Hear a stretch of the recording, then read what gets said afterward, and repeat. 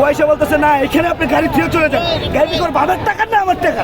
যদি এই ছাত্র আন্দোলনের মাধ্যমে যদি এই বৈষম্য দূর হয় তাহলে আগে ছাত্রদের পরিবর্তন করতে হবে, তাদের মন পরিবর্তন করতে হবে, তাদের নৈতিকতা থাকতে হবে, বিবেক থাকতে হবে। কিন্তু এখানে একটা ছাত্র আমি মনে করি বিবেক দিয়ে কাজ করে না ভাই। যদি বিবেক দিয়ে কাজ করতো তাহলে তারা আগে 24 ঘন্টা আগে 12 ঘন্টা আগে আলটিমেটাম দিত যে আমরা এখানে অবস্থান করব। যদি অবস্থান করতো আজকে এই অফিসের মানুষগুলো এখানে হসপিটাল ভাই, এখানে হসপিটাল। ওইখানে একটা গর্ভবতী মহিলা আমি দেখে আছি, সেই রিস্কায় বসে আছে ভাই। তাহলে এই মহিলা কিভাবে যাবে বলেন? এটা কি মানবিকতা? এটা কি স্টুডেন্টের শিক্ষা ভাই? তোমার অধিকার তুমি নাও ভাই, কোনো সমস্যা নাই, কিন্তু এইভাবে নিতে পারো না। হ্যাঁ না ভাই, খুবই দুঃখজনক। এখানে একটা মহিলা আছে, আপনারা জান, আপনারা জানেন একটা গর্ভবতী মহিলা ভাই রিস্কায় দাঁড়ায় আছে, আমি দেখে আসছি ভাই। তো এটা তো হতে পারে না ভাই। আমি যাবো হসপিটালে ভাই, আমি হসপিটাল যান বলছি যে ভাই আমি হসপিটালে যাব। আমার বোন দাঁড়ায় আছে আর আমার ভাই দাঁড়ায় আছে, আমার যেতে হবে, আমার ভাই অসুস্থ, যেতে হবে। কিন্তু এখানে কেউ এরকমের কোনো রেসপন্স দিল না।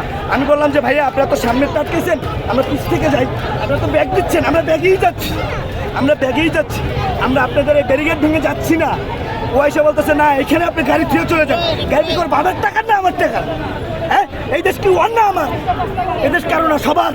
যদি সবার হয় তাহলে সবার সমান অধিকার হবে, কোনো বৈষম্য থাকবে না। কিন্তু স্টুডেন্ট আমার বৈষম্য তৈরি করতেছে।